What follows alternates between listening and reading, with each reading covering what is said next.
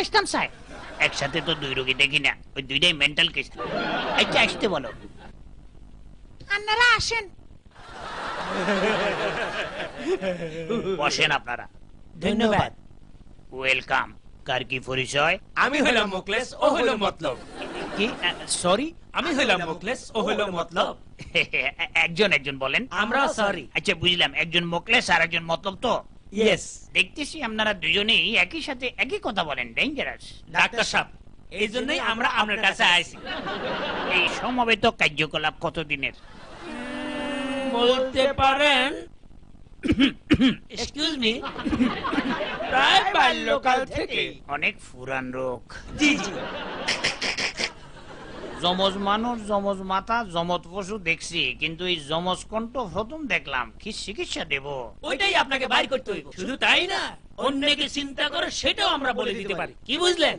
এখন ভাবতেছি আপনাদের কোনো চিকিৎসা করাবো নাকি নতুন কোনো কাজে লাগাবো।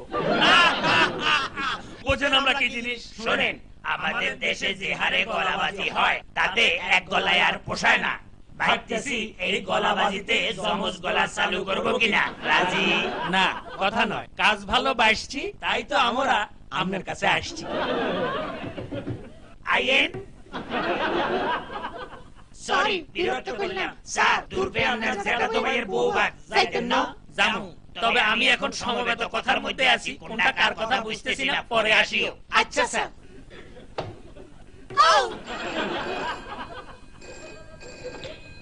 Excuse me. হ্যালো, হ্যালো, আম্বিয়া। হ্যাঁ, হাসান। যেই জাম তাতে ফোনে ছটার আগে তো আইতাম হাইতাম না।